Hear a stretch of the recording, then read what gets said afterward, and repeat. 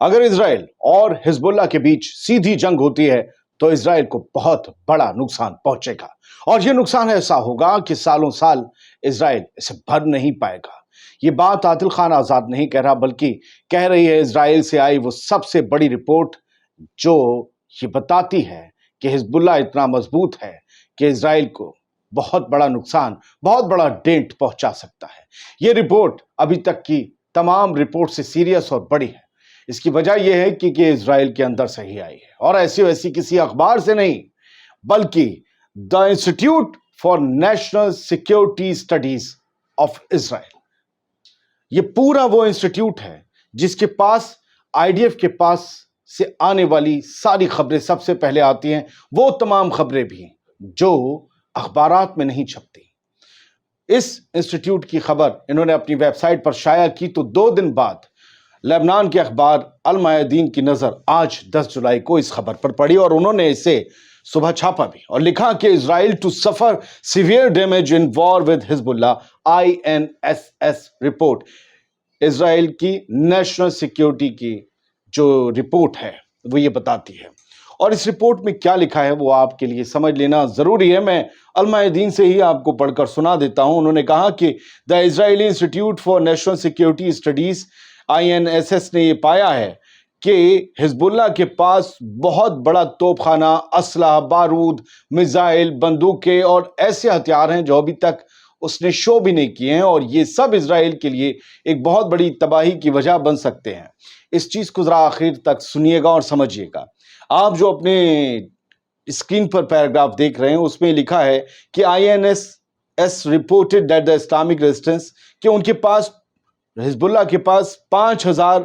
پروجیکٹائلز ایسے ہیں جو اب تک داغ چکے ہیں، یعنی کہ 5000 راکٹ اور ڈرونز تو اب تک اسرائیل کے قبضے والے علاقوں میں 8 اکتوبر 2023 سے داغ چکے ہیں، اور ان کے پاس کم سے کم 1.5 لاکھ میزائلز ہیں ابھی بھی جو اسرائیل پر داغی جا سکتی ہیں، اور جو ابھی تک 5000 راکٹ اور میزائل داغی گئی ہیں ان میں ٹریجیکٹری شیلز ہیں، راکٹ آرٹلری شیلز ہیں،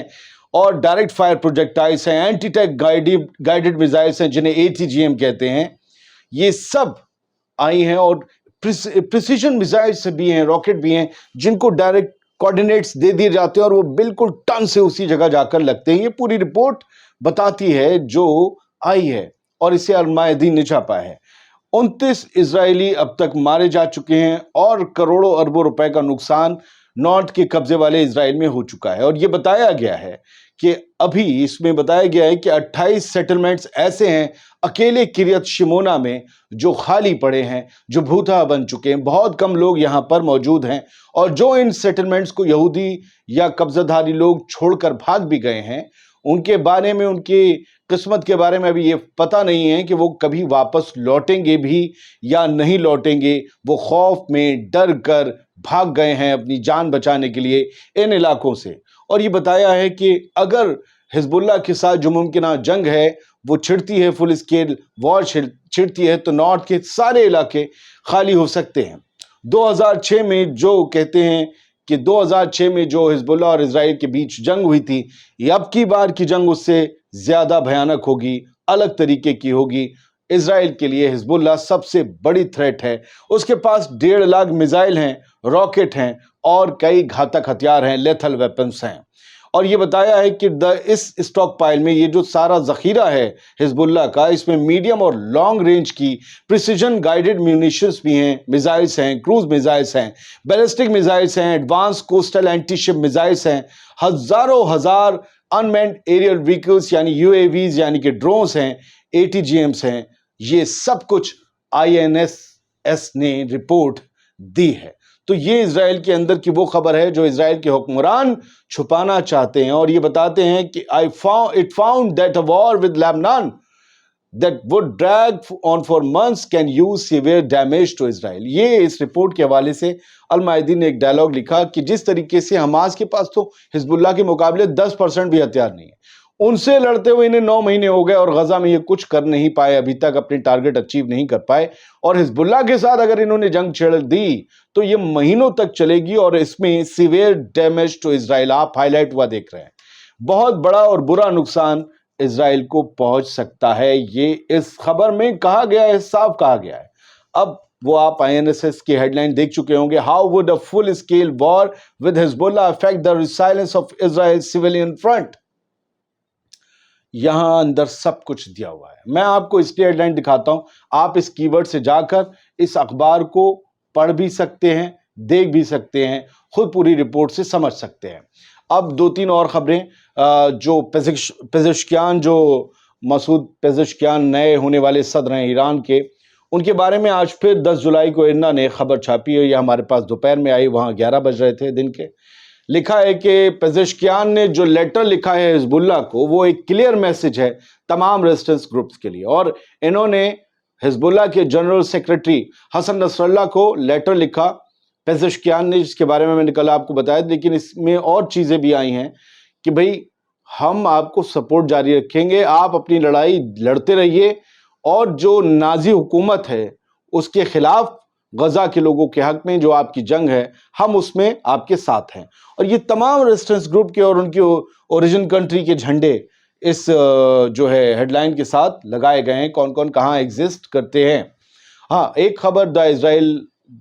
دا ٹائمز آف اسرائیل کے حوالے سے بھی کہ IDF ایسا نہیں کہ صرف حزب اللہ حملے کر رہا ہے یا حزب اللہ کو سپورٹ کافی ہے، حزب اللہ کے اوپر بھی حملے ہو رہے ہیں۔ آج خود اسرائیل نے یہ دعویٰ کیا ہے کہ اسرائیلی ڈیفنس فورسز نے حزب اللہ کے ایئر ڈیفنس فیسلٹی پر حملہ کیا ہے بڑا، یہ نارتھ ایسٹرن اور ساؤتھ سدرن لیبنان میں تھا، ٹھیک ہے۔ یہ یہاں پر ایئر ڈیفنس سسٹم جو لگے ہوئے تھے حزب اللہ کے، انہیں تباہ و برباد کرنے کا دعویٰ کیا گیا ہے، اور یہ بھی کہا گیا ہے کہ اسرائیلی فائٹر جیٹس نے حزب اللہ کے ہتھیار ڈپوٹ کو بھی نشانہ بنایا ہے کفر قلعہ علاقے میں، یہ IDF کی طرف سے بیان جاری ہوا ہے۔ لیکن لگاتار ان حملوں کے بیچ حزب اللہ نے اپنے حملوں میں کمی نہیں کی ہے۔ ان کا یہ کہنا ہے کہ ہم جس طریقے سے تمہارے خلاف جنگ لڑ رہے تھے، وہ جنگ آگے بھی جاری رہے گی۔ ایک رپورٹ میں پڑھ تو سکتا ہوں، لیکن بڑی لیندی رپورٹ ہے کہ ریسرچ ہو رہی ہے باقاعدہ اسرائیل میں کہ حزب اللہ اتنا مضبوط 2006 سے 2024 تک